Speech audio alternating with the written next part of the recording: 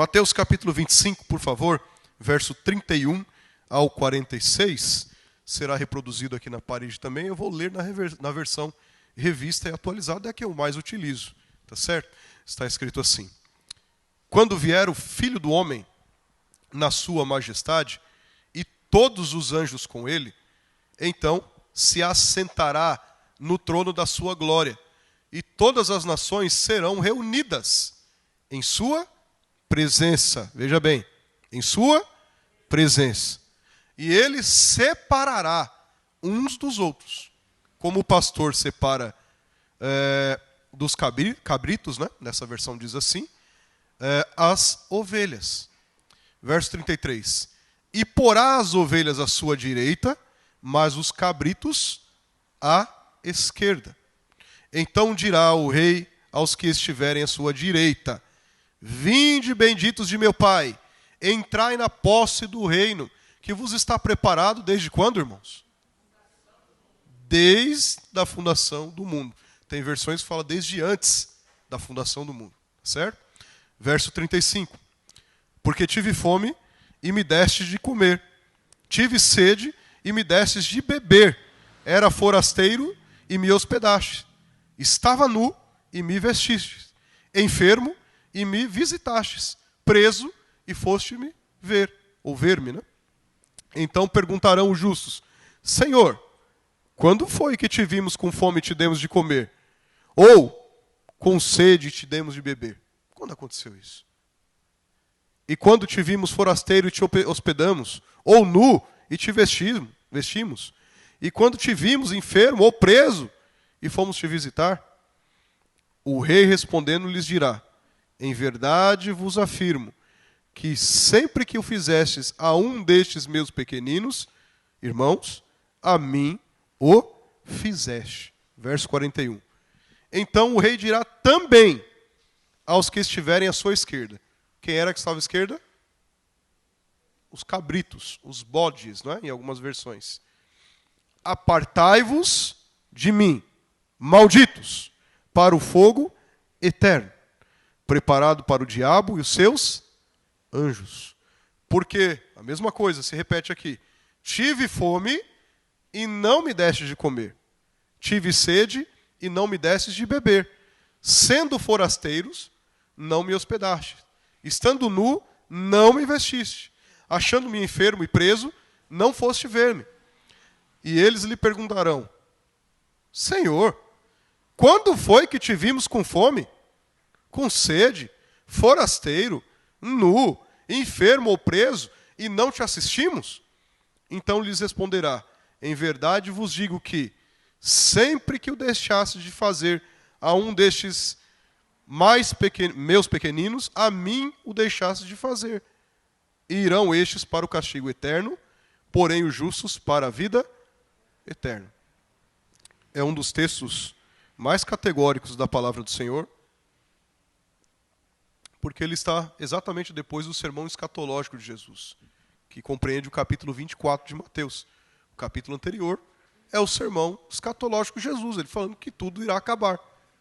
Não restará pedra, inclusive, sobre pedra. Ele estava falando do templo já no ano 70, embora ele estava ali antes da sua morte, ele estava falando de algo futuro, para eles naquela época, no ano 70, que o templo seria destruído.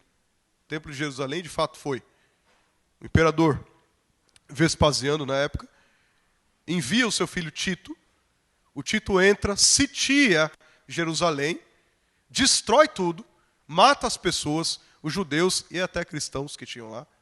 E além disso, os cristãos, aliás, os judeus que ficaram dentro do templo, escondidos, ele fez algo que é muito comum no sentido de guerra. Deixou que eles morressem de fome. Obrigado. Ele não deixou que entrasse suprimentos, alimentos, com as pessoas que estavam escondidas dentro do templo, e deixaram eles morrerem de fome. Ao ponto de ter relatos na história, 70 depois de Cristo, que houve canibalismo, para vocês terem uma ideia. Tamanha fome foi, dentro do templo onde eles estavam escondidos, que eles começaram a comer carne humana. Daqueles que morriam, eles começaram a comer carne humana. Houve canibalismo. Isso aconteceu, 70 depois de Cristo. Sermão escatológico do capítulo 24. No capítulo 25, é aquele capítulo, irmãos, que todo crente deveria ler. Todo cristão deveria ler. Não é opcional. Vou ler aqui porque eu gosto de escatologia no capítulo 24. Pulo 25, vamos, essa aqui eu não quero ver. É obrigatória essa leitura. Você sabe por quê? Porque aqui há algumas parábolas em que o próprio Cristo está ensinando, alertando a igreja a respeito do seu retorno. Você encontra lá no capítulo 25, por exemplo, a parábola das 10 virgens. Não é um alerta, igreja? Sim ou não? Parábola dos talentos. Recentemente falei sobre ela aqui. Sim ou não? Sim ou não, irmãos? Estão aí? Claro. Ele está fazendo uma série de alertas. E no final das contas, ele fala, olha, vai ter o dia do juízo. Vai ter o dia que vai ter uma separação. Vai ter um dia que a coisa vai ficar diferente do que comumente as pessoas pensam que são. Vai ter um dia, de fato, que ovelhas estarão à minha direita e bodes, depende da tradução, ou cabritos, estarão à minha esquerda. Agora veja, esse relato de Jesus que nós acabamos de ler aqui está posicionado exatamente nesse interlúdio do sermão escatológico, capítulo 24 de Mateus para o capítulo 25 de Mateus, e ele é uma continuação natural dos ensinamentos contidos no sermão do capítulo anterior. Você não desassocia o capítulo 24 do 25. Quando você lê o capítulo 24, aí você fala, poxa, mas acabou aqui? Qual é a cena do próximo capítulo? A cena do próximo capítulo é o capítulo 25. Tá certo? Sabe uma série que a gente assiste, um filme, alguma coisa assim? A parte 1 do filme é o capítulo 24. A parte 2 é o capítulo 25. A temporada 1 é o capítulo 24. A temporada 2 é o capítulo 25. Não está desassociado uma coisa da outra. Por que é importante nós sabermos isso? Porque no capítulo 24, quando Jesus descreve essa destruição do templo, né, que eu estou comentando com vocês aqui, o templo é o de Jerusalém, alguns eventos acerca do fim, ele foi muito enfático em falar que aconteceria. Culminando, inclusive, na segunda vinda dele, no juízo final das coisas.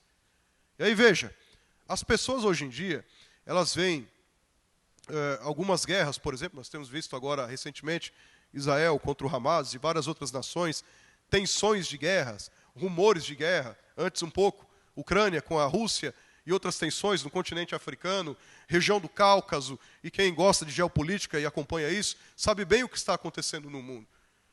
Muitas guerras e muitos rumores de guerras. Mas, meu irmão, quando é que não teve guerra? Quando foi que não teve rumor de guerra? E aí qualquer sinal desse, que as pessoas começam a ver, houve uma peste, houve o corona, houve isso, houve aquilo, qualquer coisinha, as pessoas já começam a fazer conta, começam a olhar para Israel como um relógio mundial acerca das coisas, começam a colocar caraminholas na própria cabeça. E na verdade não é isso que Cristo estava falando. Os sinais simplesmente apontam para a veracidade do que ele estava dizendo, e não simplesmente para a brevidade dos tempos. Percebe? Se a gente falar sobre brevidade de tempo, Paulo, por exemplo, já pregou para o mundo inteiro antigo da época dele. Percebe? Não está falando sobre brevidade de tempo, embora ele estava alertando da necessidade de nós estarmos alertas. Repito, quando você lê o capítulo 24, o próprio Cristo está falando, olha, o dia do retorno vai ser repentino. Vai ser como nos dias de Noé. Você lembra que está escrito lá no capítulo 24, finalzinho? Estava lá o povo fazendo as coisas do dia a dia. Estavam casando-se, dando-se em casamento, coisas do dia a dia. Comendo, bebendo, até que a arca, a tampa, fechou. Percebe? Olha o que Cristo está falando. A gente não pode desassociar o contexto, senão a gente cria coisas na nossa cabeça. E os discípulos criaram essas coisas na cabeça deles. Eles falaram, Jesus, esse templão aí é bonito, hein? Eles falaram para Jesus no capítulo 24. Olha que coisa bonita, Jesus, que templo bonito. Você estava falando sobre o templo de Jerusalém, né? No teu reino, Jesus, faz o seguinte. Em outras palavras, eles estavam falando assim, segura isso aqui para a gente reinar a partir daqui. Eles estavam de olho no aspecto material.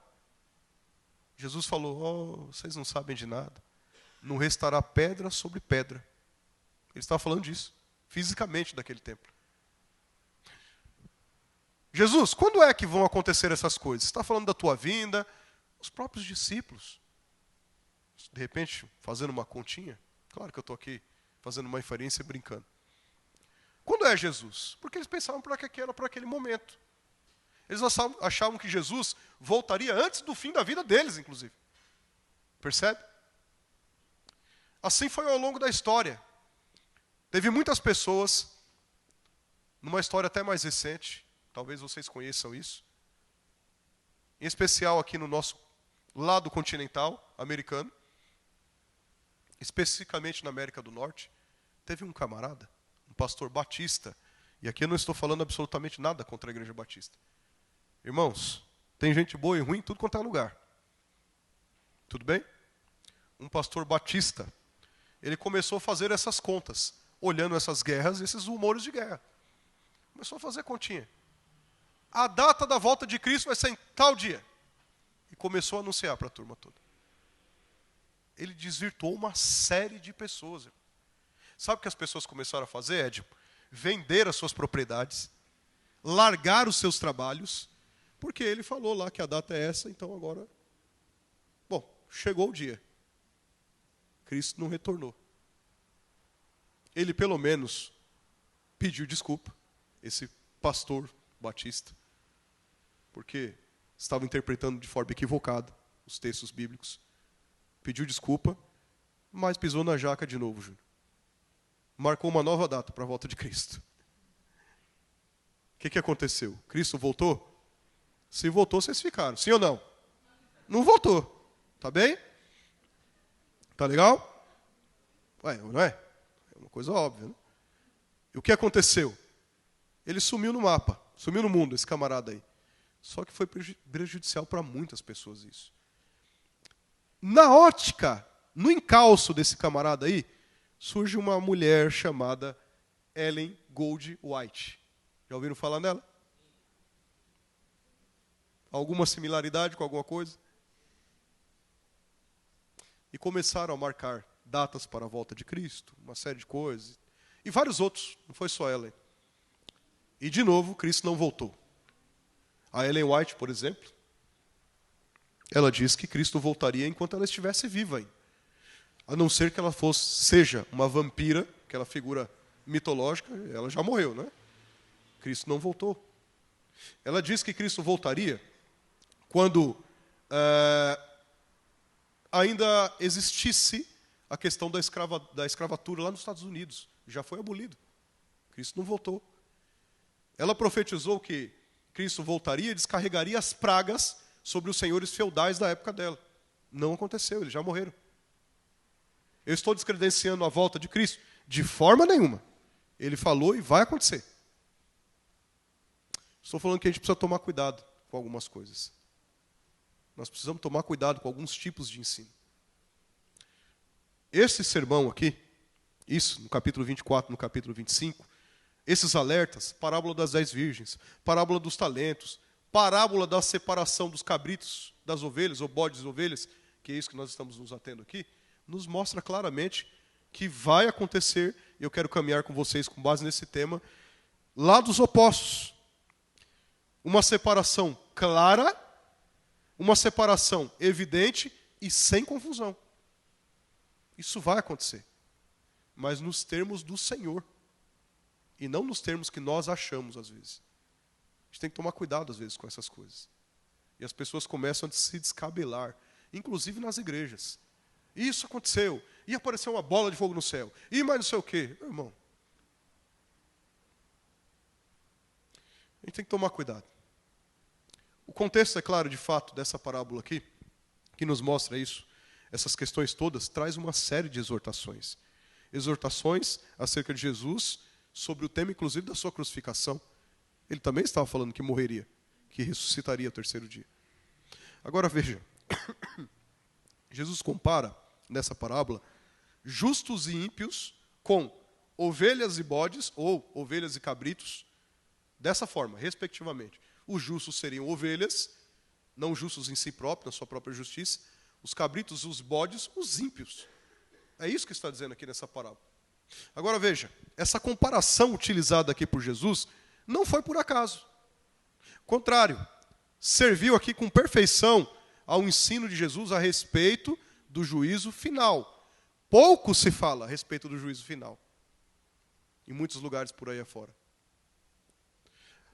Embora para muitos de nós aqui, né, uma referência sobre a vida no campo possa não parecer tão clara, porque nós somos, maioria de nós, é isso que eu estou dizendo, urbanos, estamos aqui na capital, em São Paulo, mas tem muitas pessoas, pode ser que já teve contato com o campo, ou veio até do campo, né? Para nós aqui da capital, não parece muito. Por que Jesus falou isso? Bode, ovelha? Onde que a gente vê bode, ovelha? No zoológico, numa fazenda, alguma coisa assim? Mas veja, para nós não parece tão interessante isso. Isso devido ao nosso estilo de vida urbano. Mas, nos tempos antigos aqui, essa referência aqui era muito facilmente entendida. Uma das profissões mais salutares que existia era o pastor de ovelhas. Tudo bem? A gente vê bastante deles. É comum em muitos rebanhos aqui, você vai entender isso, que bodes, cabritos aqui, fiquem junto com as ovelhas. Isso é natural. Vocês sabiam disso? Eles sempre estão juntos. Bodes, ovelhas. Não é? Ovelhas, cabritos, como vocês queiram chamarem. Sempre estão juntos.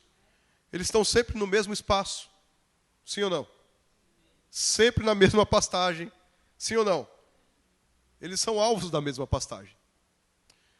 Porém, quando vai entardecendo, isso era uma cultura antiga e ainda permanece, quando vai entardecendo, o pastor chama. Quando o pastor chama o seu rebanho, as ovelhas prontamente obedecem o pastor.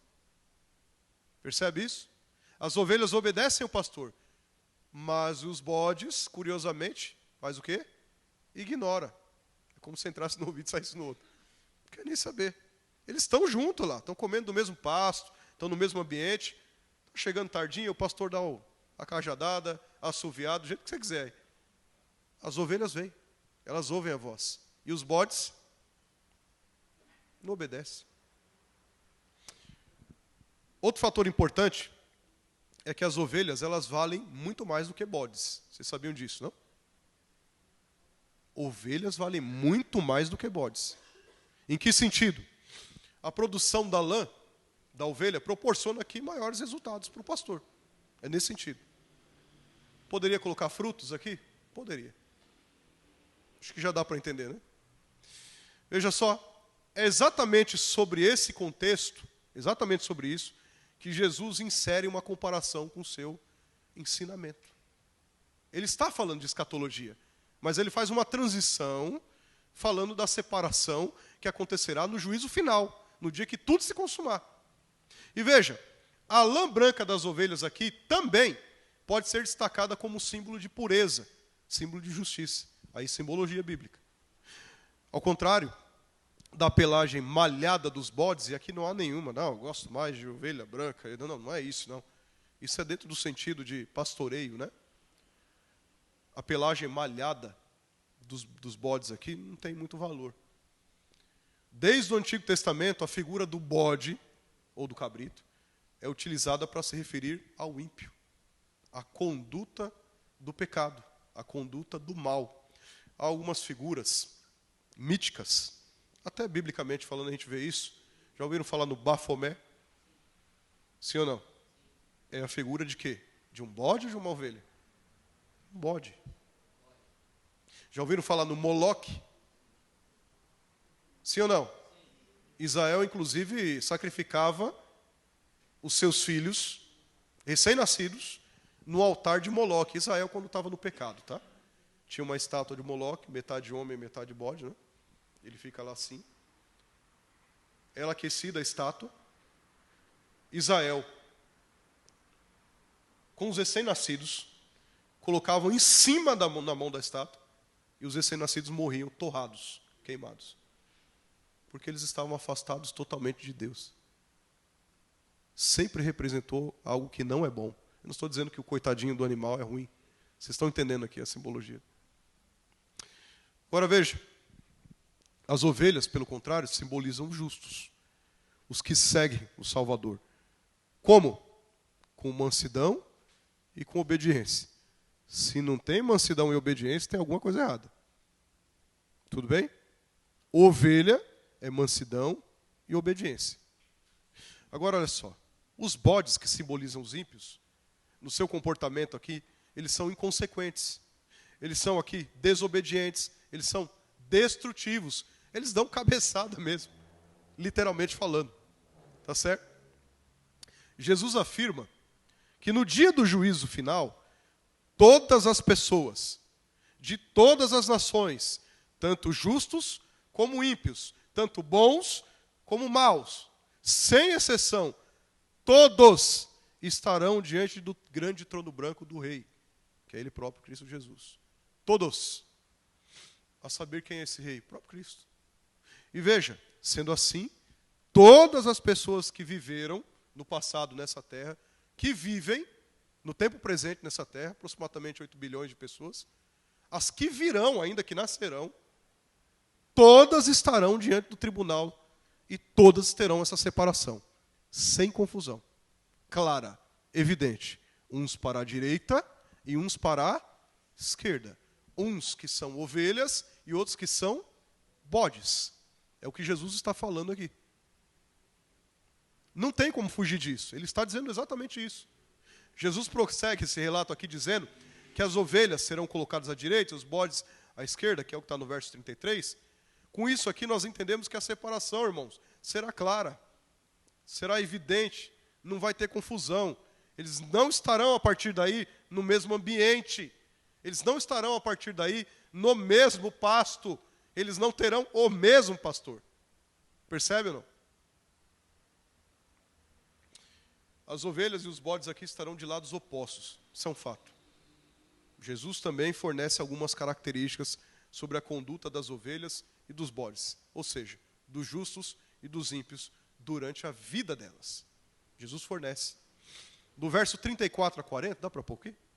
34 a 40, olha o que Jesus está falando. Então dirá o rei aos que estiverem à sua direita: vinde benditos de meu Pai, entrai na posse do reino que vos está preparado desde a fundação do mundo. Olha lá.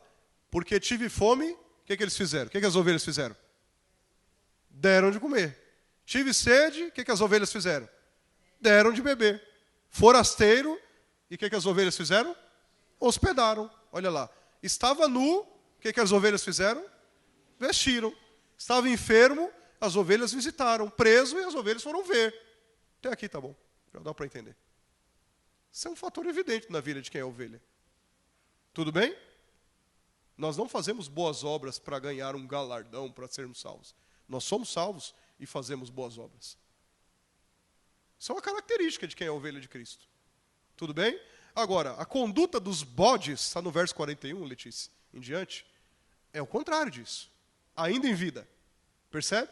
Qual é a conduta dos bodes? Então o rei dirá também aos que estiverem à sua esquerda. Só relembrando, quem era que estava à esquerda? Os bodes. Aqui na parábola está dizendo isso. Apartai-vos de mim, malditos, para o fogo eterno, preparado para o diabo e seus anjos. Próximo.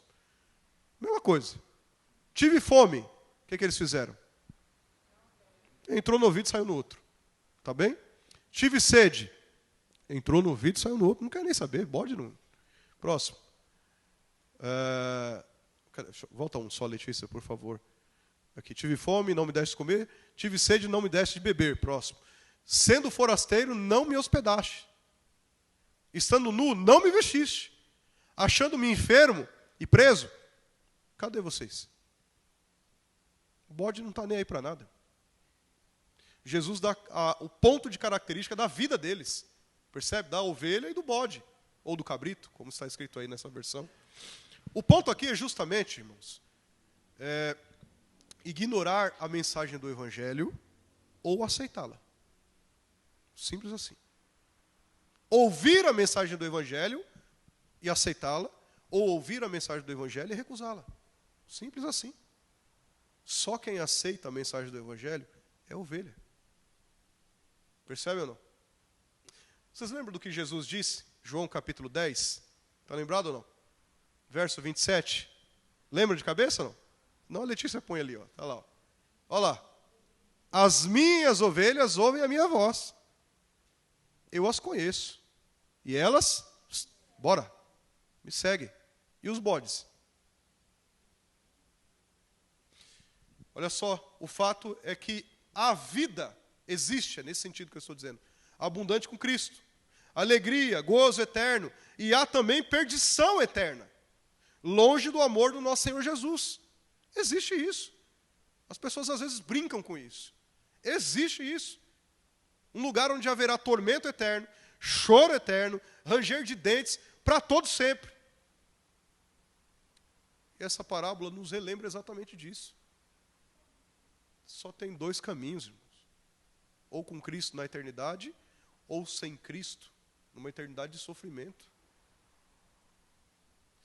Veja, nós vamos fazer algumas aplicações bem rápidas a respeito disso, dessa parábola.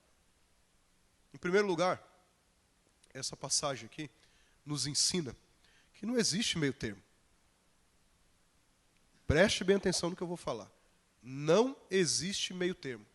Ou nós somos do bom pastor e aceitamos a sua palavra como ela é, ou não somos dele, ignoramos seus preceitos e mandamentos. Simples assim.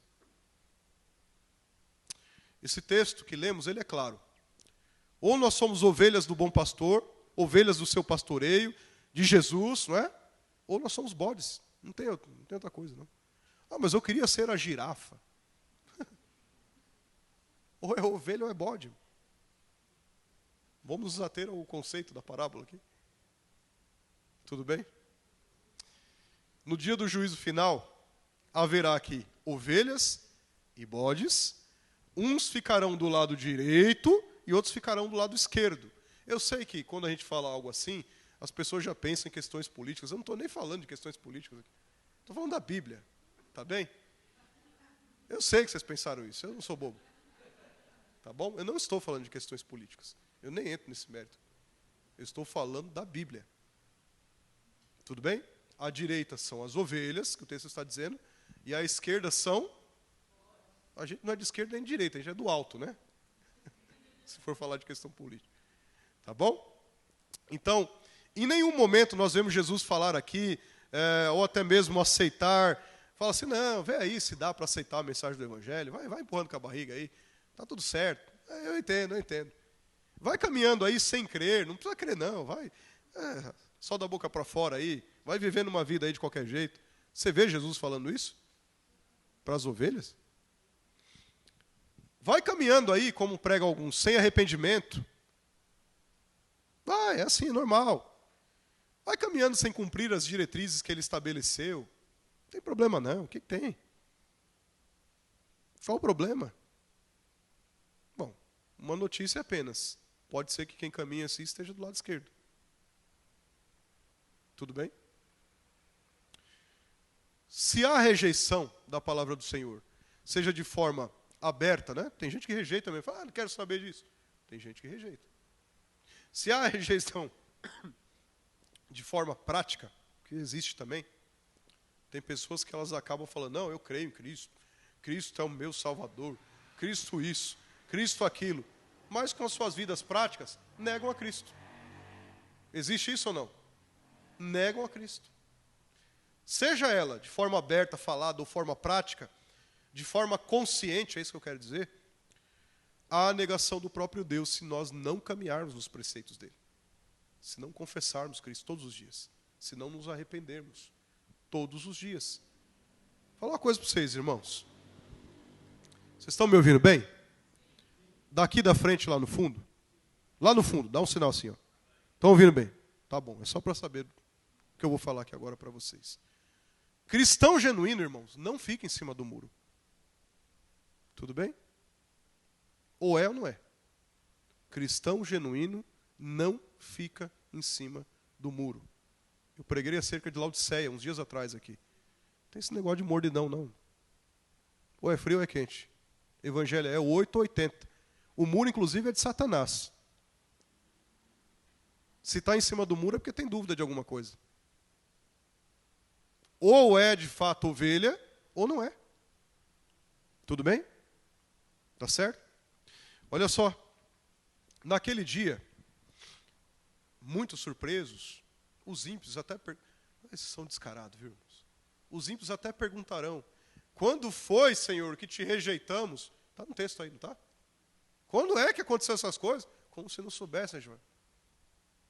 Quando foi que te rejeitamos? Só que nesse dia será tarde demais. Percebe? Será tarde demais. Há muitos cristãos bodes. Tudo bem?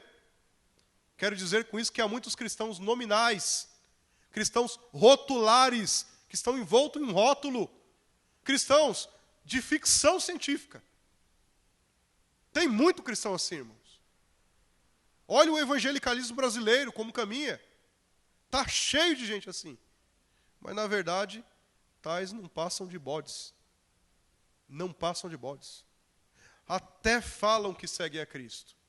Com a boca cheia. Falam que seguem a Cristo. Mas, na prática, o negam abertamente.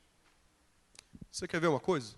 O Evangelho, uma das mensagens centrais do Evangelho, é um Evangelho de autorrenúncia. Sabia disso, né? Aquele que quiser vir após mim, é o pastor que está falando, pastor Jesus, né? Supremo pastor. Aquele que quiser vir após mim, tem que fazer o quê?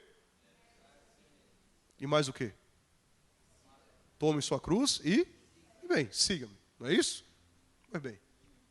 É autorrenúncia ou não? Quem quiser ganhar a sua vida, perdê-la. É um paradoxo, né? O Evangelho é cheio de paradoxos. Mas quem perder a sua vida por amor de mim, do Evangelho, ganhá-la. Que adiantaria o homem ganhar o mundo inteiro e perder a sua alma? Marcos capítulo 8, né? Se não me engano. 8, acho que é. 34 em diante.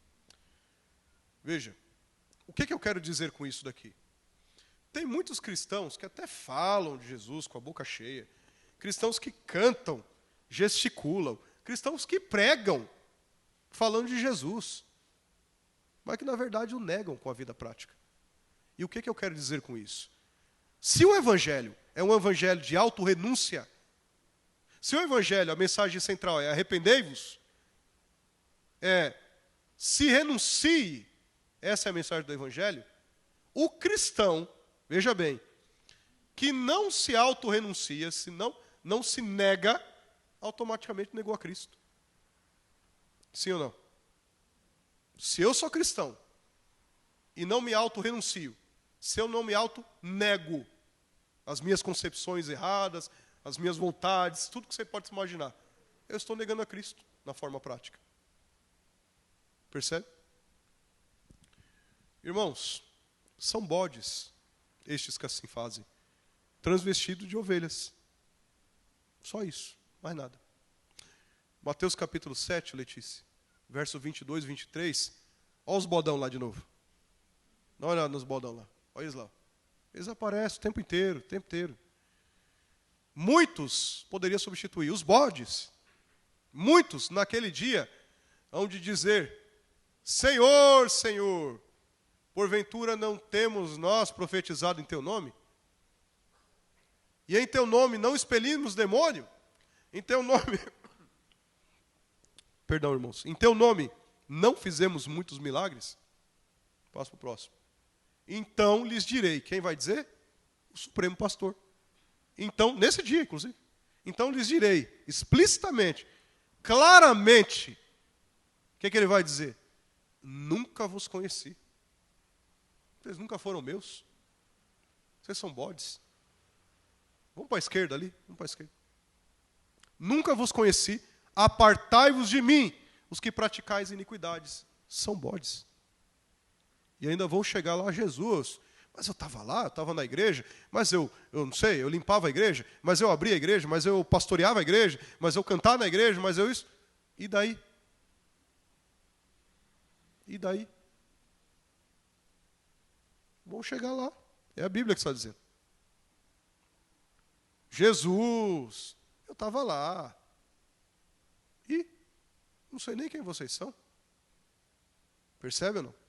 É duro isso, mas é a realidade. Não quer dizer que eu fazendo coisas de crente, eu sou de fato crente, cristão. O cristianismo vai muito além disso. A questão da regeneração, a ação do Espírito Santo, nos vivificando e nos transformando, vai muito além disso. Percebe? Obrigado. Então tem muita coisa, irmãos, que a Bíblia nos mostra e nos fala claramente. E Jesus foi o que mais falou sobre isso. Você sabia que Jesus foi o que mais falou acerca do inferno? Sabia disso ou não? O que mais falou acerca do inferno foi Jesus. E a necessidade de estarmos alertas para não cairmos lá. Veja, durante o dia, lembre-se do que eu falei no contexto histórico, todos conviviam juntos. Tem hora que Jesus chama de bode e de ovelha. Tem hora que Jesus chama de joio e trigo.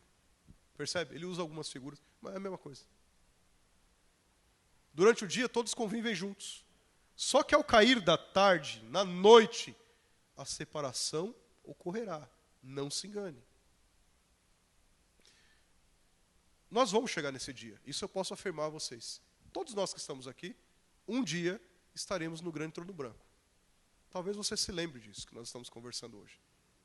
E talvez, não quero que aconteça isso, não estou dizendo isso a vocês, muitos dos que se dizem cristãos possam falar, vai para o fogo eterno.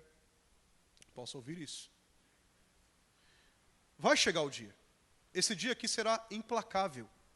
Esse dia que vai chegar será inevitável. Será inconfundível. Durante o seu ministério, Jesus aqui na terra, ele fazia várias vezes esse alerta aqui sobre a separação que haverá no dia do juízo final. Olha só, ele ensinou acerca do joio e do trigo que será separado. Mateus capítulo 13, foi? Verso 30 em diante. Ele falou. O trigo será juntado no celeiro, enquanto a palha será queimada, fogo eterno. Ele não só falou sobre isso, ele falou que também os justos serão separados do mal. Mateus capítulo dos maus, né? Mateus capítulo 13, verso 49 e 50. Ele não só falou sobre isso, mas ele falou, olha, as virgens prudentes serão separadas das nécias, das loucas. É repetitivo esse tema na Bíblia. Você percebe ou não? Ele falou, o servo bom será distinguido do servo mau. Tem uma diferença. As coisas vão ficar às claras. Ele falou aqui, ó, as ovelhas serão separadas dos bodes. É um alerta contínuo. Da mesma forma, como o joio lá cresce no meio do trigo, no dia da ceifa, traduza isso, no dia da volta de Cristo, no dia do grande trono branco, não é? Esse joio será queimado no fogo. Os bodes aqui durante o dia pastam junto com as ovelhas. Nenhuma novidade. Esse ensinamento aqui é muito mais profundo do que a gente possa imaginar. Olha, o joio recebe o mesmo adubo do trigo, sim ou não? Recebe ou não? Show. Vou fazer uma encenação para vocês. O joio recebe o mesmo adubo do trigo. Recebe ou não recebe? Recebe. É o mesmo. É o mesmo adubo. Mas não quer dizer que ambos estarão no mesmo lugar. Percebe isso ou não? Não somente isso, irmãos, concomitantemente a isso, na verdade, né? Se nós formos notar aqui, o que pode acontecer além disso, em segundo lugar, essa passagem nos ensina que nós podemos até nos esquecer das nossas obras. Mas Jesus não esquece. E aqui não há nenhum apelativo de falar, olha, mas nossas obras, salvação é por obras? Não estou falando isso. Nós podemos até nos esquecer das nossas obras, mas Jesus não esquece. Em que sentido? Note que Jesus cita 6 coisas para as ovelhas. Vocês notaram aí? Que deixaram os ímpios de fazer as mesmas coisas. O que foi? Olha, eu tive sede, qual foi a obra de vocês? Me deram de beber. Eu tive fome, qual foi a obra de vocês? Me deram de comer. Eu tive nu, qual foi a obra de vocês? Me vestiram. Eu estava preso, me visitaram. Os ímpios deixaram de fazer isso. Sabe em que sentido isso daqui? Essas obras aqui, irmão, são obras legítimas. Não são obras que nós fazemos para obter status. Não são obras que nós fazemos para demonstrarmos superioridade. Não. As ovelhas, pelo menos, não fazem isso. Mas Jesus não esquece isso. Lembre-se que o cenário aqui é o grande trono branco. Estão lembrados? É no dia do julgamento que ele vai falar isso. Vocês lembram naquele dia lá? Que dia, Jesus? Eu não lembro, não. Que dia lá que eu estava com fome, vocês me deram de comer? Estão lembrados naquele dia lá que eu estava com sede? Mas, Jesus, quando é que a gente fez isso, hein? Então, quando vocês fazem isso a qualquer um dos pequeninos, amar a Deus acima de todas as coisas é o próximo. É isso que ele está dizendo. Vocês fizeram a mim. A parábola é clara, ela nos ensina, inclusive, a respeito disso. Não de obras para nós obtermos méritos, alguma coisa nesse sentido. Claro que não. Da mesma forma, ela fala da negligência do ímpio. Não fala? Eu tive fome, vocês não me deram de comer. Eu tive sede, vocês não estavam nem aí. Quem é bode, irmãos, não caminha nos preceitos de Cristo. Destoa, na verdade, dos preceitos de Cristo. Olha, nenhum pecado, como a idolatria, como o adultério, como o homicídio, foi citado aqui. Você notou isso ou não? Não estou dizendo que isso não é pecado. É pecado. Mas não foi citado aqui. Idolatria não foi citado, adultério não foi citado, homicídio não foi citado. Com isso aqui, o que Jesus quer enfatizar é o tamanho da gravidade daquele que nega o Evangelho na prática. Percebe? Tem coisas muito mais excelentes do que essas bobagens do dia a dia que as pessoas ficam batendo cabeça no meio religioso. Tem coisas muito mais excelentes. Mas ainda, irmãos, o Senhor, com os olhos postos nessas pessoas, e o favor feito a estes pequeninos, embora que esquecidos, quem pratica às vezes esquece, a gente nem lembra das coisas que a gente fez, porque a gente não faz isso para nos autogloriarmos, nós fazemos isso porque é mandamento do Senhor, a gente nem lembra, mas o Senhor lembra. E veja, irmãos, tem gente, inclusive, os bodão da vida, né? Só Deus pode me julgar. Ele julgará. Se alguém pensa assim, fique tranquilo. Ele julgará. Eu acho que nós deveríamos ficar muito assustados com isso, é verdade. Mas ele vai julgar. Isso é direito dele. Tudo bem? Terceiro e último. Essa passagem nos ensina que mesmo Jesus, que mesmo que ele não se esqueça das nossas obras, aí eu tenho que falar, a salvação não está condicionada a estas obras. Tudo bem? Ele não se esquece das obras, mas não quer dizer que são as obras que salvam. Certamente no dia do juízo as obras serão reveladas. É claro isso, no Apocalipse fala dos livros, não é? O livro da vida e o livro das obras. Você lembra disso, né? Apocalipse. Porém, não serão essas obras que farão os justos herdarem o reino. Na verdade, os condenarão. Tem lá o livro da vida e o livro das obras. Alguns livros, né? No livro das obras, todos nós estamos inscritos lá. Sejam ovelhas ou bodes. Todos estão inscritos lá. O texto é muito claro em dizer que aquele que não foi achado no livro da vida, esse foi lançado no lago de fogo. Ou seja, os livros estão postos lá, nesse cenário, no dia do juízo final. As obras serão abertas, o livro das obras. Olha, você fez isso. Um exemplo, tá? Não vai ter PowerPoint do céu, nada dessas bobagens aí. Tá bem? Está aqui as obras. Nós não somos salvos por obras. Então, automaticamente, seríamos condenados. Sim ou não? Mas, tem um livro da vida, pela qual o Cordeiro verteu sangue na cruz do Calvário, desde antes da fundação do mundo, tudo bem? E o nosso nome está escritinho lá, ó, das ovelhas. Pelas obras nós estamos condenados. Mas, se o nome está no livro da vida, não é justiça nossa, não é mérito nosso, é mérito do Cordeiro. Tudo bem? E por ele nós somos salvos.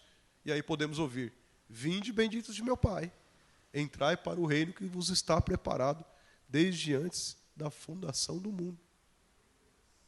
Percebe? Não são nossas obras que salvam. Não quer dizer com isso que eu não devo fazer boas obras. Tudo bem? Uma coisa não anula a outra. A graça não anula a nossa responsabilidade, irmãos. Não anula. Tudo bem?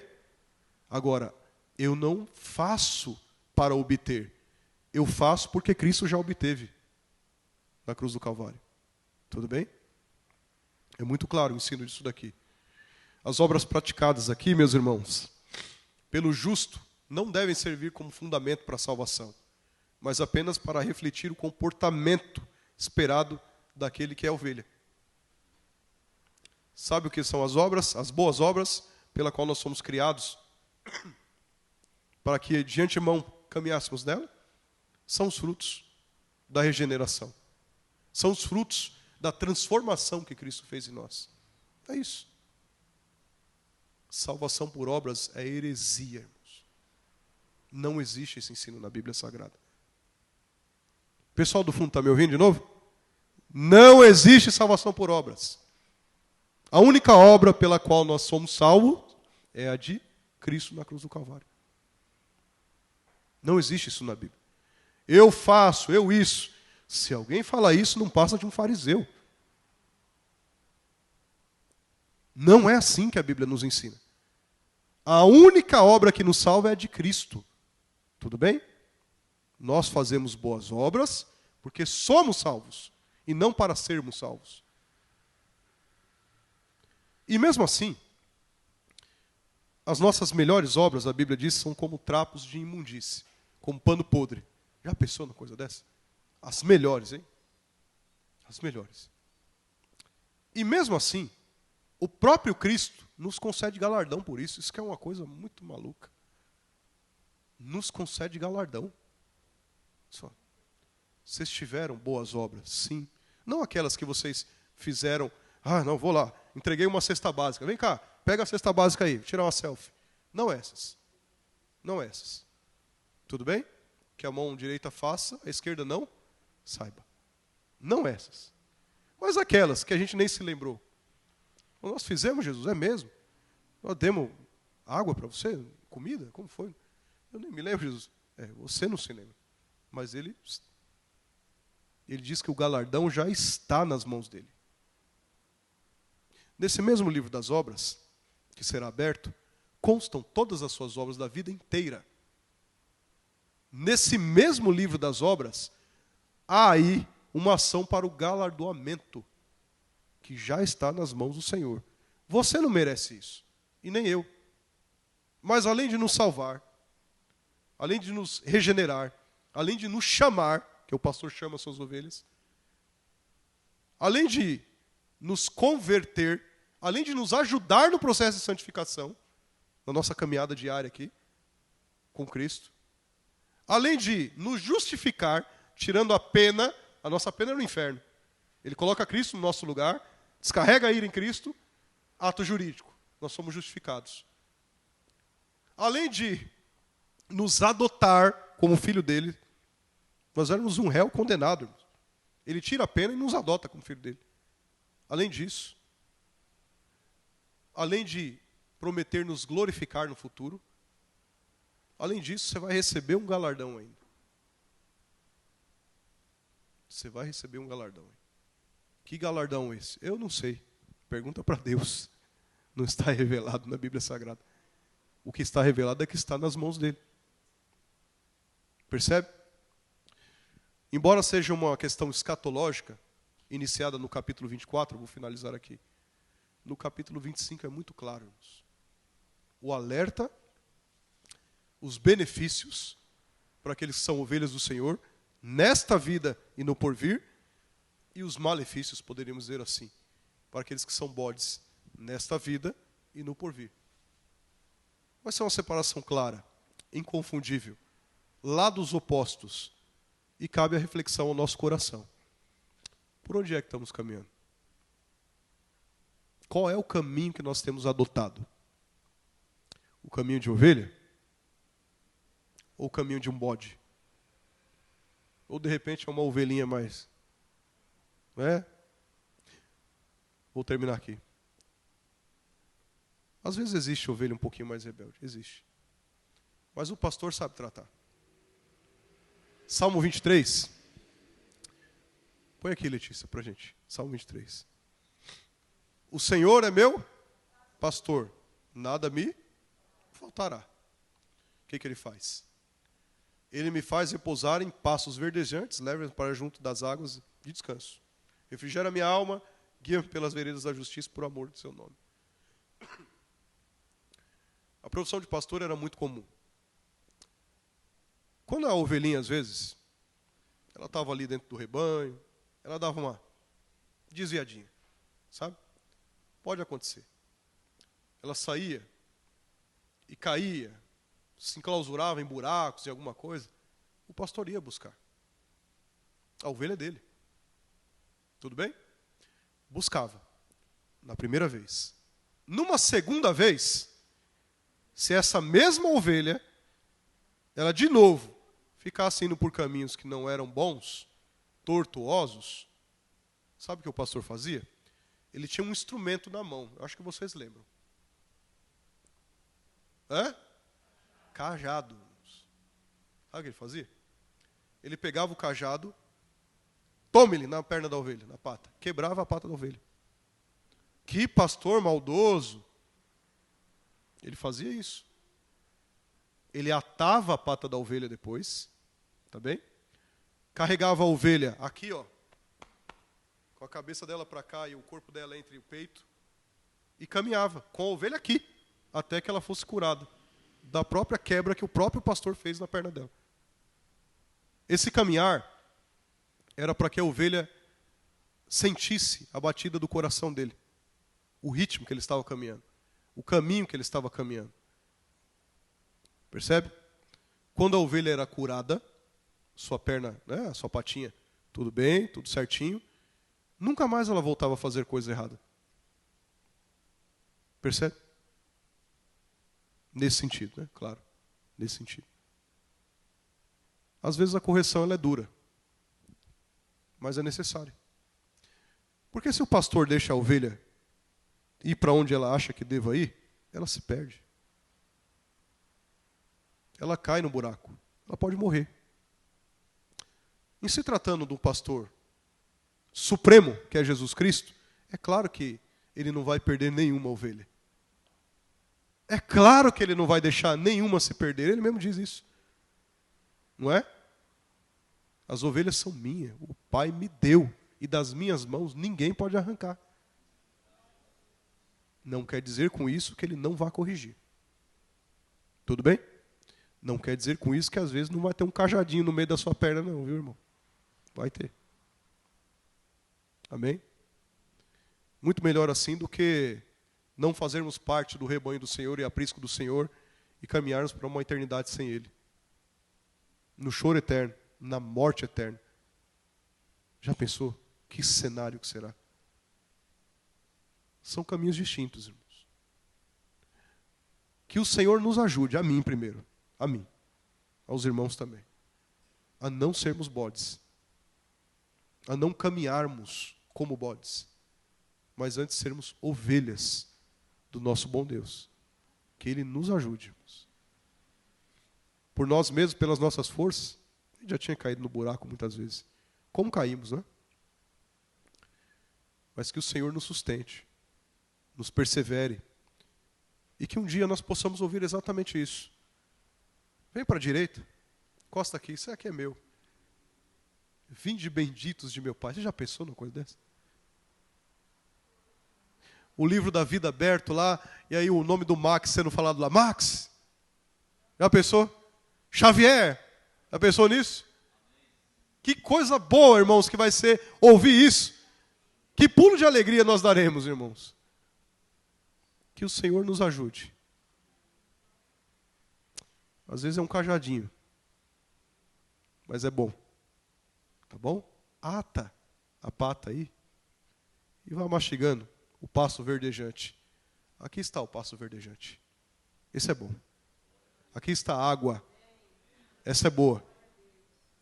Isso nos ajuda, nos auxilia a caminharmos em conformidade no que o próprio pastor preparou para nós. Amém?